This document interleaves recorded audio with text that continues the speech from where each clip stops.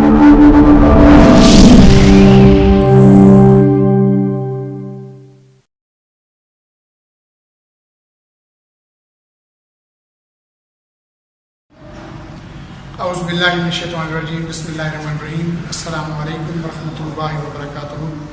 इब्तिदा है रब्बे ज़ुल जलाल के बाबरकत नाम से जो खालिक कुल कायनात है और दिलों के भेद खूब जानता है।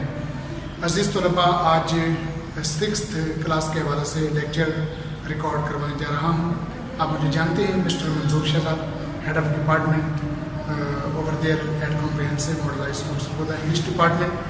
आज आपका 5वां लेक्चर है और आज मैं आपको बता रहा हूँ कि प्रेजेंट इंडेफिनिट टेंस कैसे होता है। लास्ट लेक्चर में मैंने आपको बताया था कि इंट्रोडक्शन आपको दिया था कि टेंसेस का इंट्रोडक्शन, और यह भी मैंने आपको बताया था कि what is difference between tense and sentence. आज देखते हैं कि प्रेजेंट इंडेफिनिट टेंस जो है वो क्या होता है। प्रेजेंट इंडेफिनिट टेंस, इसका उर्दू में मतलब होता है फेल हाल मुतलक। फेल हाल मुतलक, इसकी पहचान ये है कि उर्दू फिक्र के आखिर में ता है, ती है और ते हैं वगैरह के अल्फाज आते हैं। अच्छा, सबसे इंपॉर्टेंट इशू होता है जब आप टेंस सीख रहे होते हैं, सबसे इंपॉर्टेंट इशू ये होता है कि आपको उस टेंस की पहचान होनी चाहिए। जब आपको ये पता चल गया कि प्रेजेंट इंडेफिनिट टेंस की पहचान ये है कि उर्दू फिक्र के आखिर में ता है, ती है, ते हैं के अल्फाज आते हैं। मसलन वो स्कूल जाता है, वो तेज भागती है, हम क्रिकेट खेलते हैं। इसके बाद फॉर्मेशन का अमल आता है कि फिक्रे को बनाए कैसे। सबसे पहले देखिएगा पॉजिटिव सेंटेंस जो है वो कैसे बनाएंगे। पॉजिटिव सेंटेंस में मुस्बत फिक्रा, फिक्रा की 3 काइंड्स होंगी: positive sentence, negative sentence, interrogative sentence. The first one is positive sentence. वो स्कूल जाता है, इस फिक्रा को बनाने के लिए सबसे पहले आपको सब्जेक्ट जो है वो लगाना होगा। सब्जेक्ट मीन्स, इसमें आप देखिए सब्जेक्ट क्या है, फाइल, काम करने वाला वो। इसकी इंग्लिश आप तलाश करेंगे, लड़का है तो ही लगेगा। इसके बाद first form of the word, first form of the word, मसलन जाना की क्या इंग्लिश होती है, गो, तो इसके बाद ही, गो, ओके। अच्छा, इसके बाद जो है वो ऑब्जेक्ट और उसके बाद फुल स्टॉप। लेकिन एक बड़ा इंपॉर्टेंट इशू है प्रेजेंट इंडेफिनिट टेंस में, इस टेंस की जान है जो बात मैं करने जा रहा हूं, कि अगर सब्जेक्ट थर्ड पर्सन सिंगुलर हो तो वर्ब की पहली फॉर्म के साथ एस या ईएस का इजाफा करते हैं। अब एक प्रॉब्लम ये हो सकता है कि कुछ बच्चों को शायद ये भी ना पता हो कि थर्ड पर्सन सिंगुलर होते कौन से हैं। ये होते हैं आपके third person singular, he, she, it और कोई सिंगल नेम, जैसे अली मैंने आपके सामने लिखा है, तो ये हैं आपके थर्ड पर्सन सिंगुलर। अगर फिक्र आपका ही से शुरू होगा तो ही गो नहीं होगा, he goes, she goes, it goes, Ali goes, तो ये आपको लगाना पड़ेगा।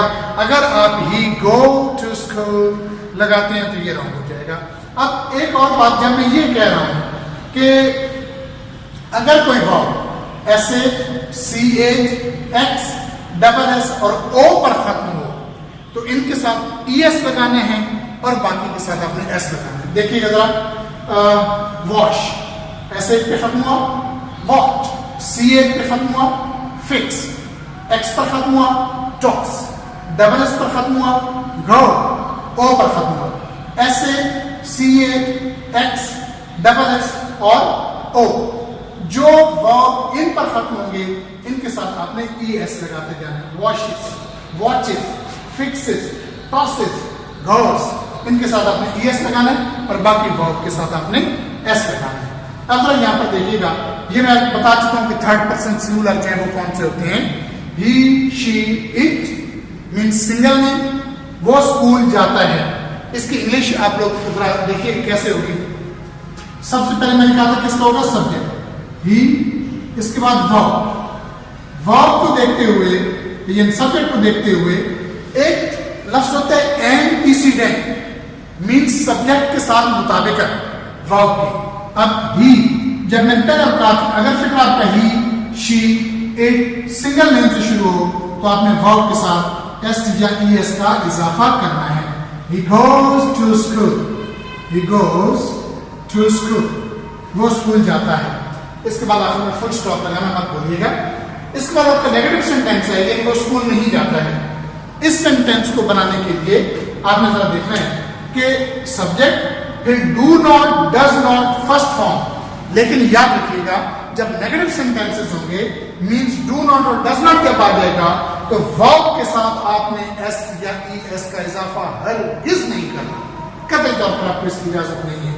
अब एक और सवाल ये पैदा होता है कि जब मैं ये कह रहा हूं कि सब्जेक्ट के बाद आपने डू नॉट लगाने हैं, डज नॉट लगाने हैं, फर्स्ट फॉर्म, इसके बाद जो है वो आखिर में ऑब्जेक्ट और आखिर में फुल स्टॉप आएगा, तो ये देखिए एक सवाल ये पैदा होता है, बास बच्चों के ज़हन में ये सवाल आ रहा होगा कि भाई ये दो जो आ रहे हैं डू नॉट और डज नॉट, तो डू नॉट कहां पे लगाने हैं और डज नॉट कहां पे लगाने हैं, इसमें कतई तौर पर परेशान होने की जरूरत नहीं है। इसकी डिवीजन देखिएगा, इसमें थर्ड पर्सन सिंगुलर का बड़ा इंपॉर्टेंट रोल है, मींस ही, शी, इट और सिंगल नेम का।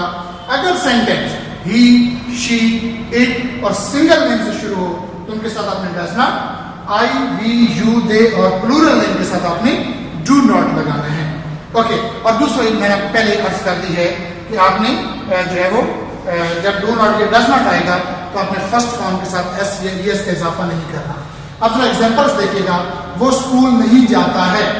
अब इस कायदे के मुताबिक कि अगर ही, शी, इट होगा तो उसके साथ क्या आएगा, does not. He does not go to school. He does not go to school. Okay, मैं स्कूल नहीं जाता हूं। अब आपका सेंटेंस जो है वो आई से शुरू हो रहा है, आई के साथ डज नॉट नहीं आएगा, do. I do not go to school, I do not go to school. अब इसके साथ जो है आप लोगों ने डज नॉट नहीं लगाना। अगर यहां पर आप लगा जाते हैं डू नॉट, बहुत बड़ी गलती, ब्लेंडर। आई के साथ डज नॉट लगाते हैं, ब्लेंडर। इस चीज को याद रखना है, he, she, it single name के साथ does not, I, we, you, they plural name के साथ डू नॉट आपने लगाना है।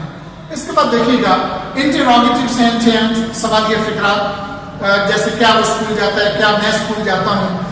अब ये होता है कि हेल्पिंग वर्ब्स होते हैं वो फिक्रा के शुरू में आ जाते हैं। जैसे आपने यहां पर देखा था डू नॉट, डज नॉट, यहां पर डू और डज तो फिक्रा के शुरू में ले आएंगे, सब्जेक्ट होगा, फर्स्ट फॉर्म होगी।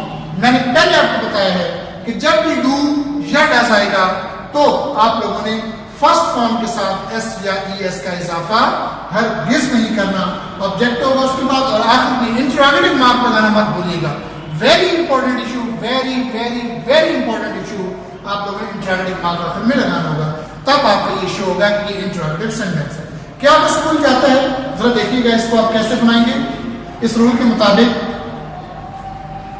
does he go to school?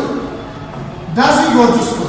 अब याद रखिएगा, does he goes to school, अगर आप es लगा जाते हैं तो फिर आपने बहुत बड़ी गलती कर दी, आपने सारा जुमला जो है उसको तबाह बर्बाद कर दिया।